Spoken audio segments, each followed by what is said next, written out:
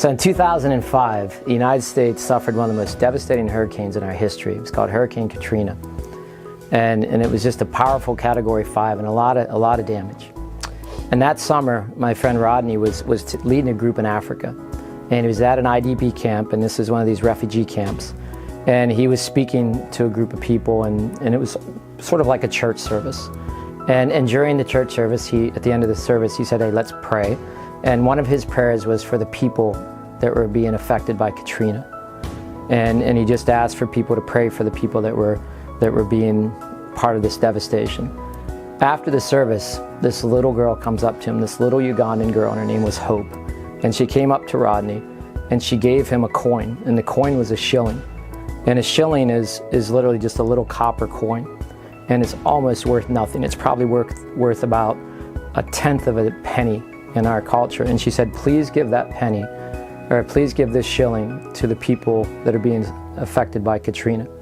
And Rodney was pretty shook by that, because he just realized what that gift meant. And so often I'm asked, what does it mean to serve or to give? And we always think we want to do big things. I want to write a big check, and I want to have my name on a building, or I want to go and do something very heroic. And I think back now always to Hope and that small gift that she gave. And we have our team right now. They're currently working in a school called Sandusky Middle School. And Sandusky is sort of in the middle of some of the higher poverty rates in Lynchburg.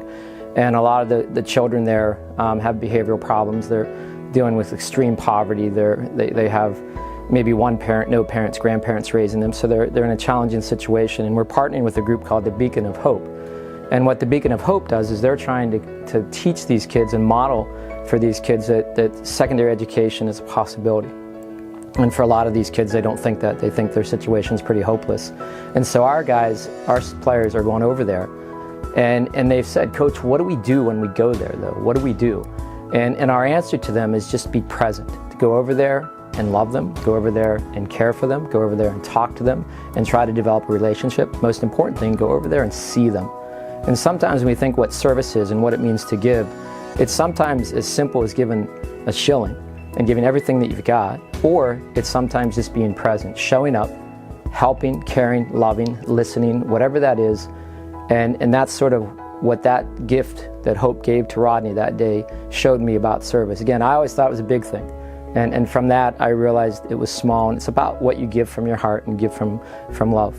And that's what's on my mind today. Thanks.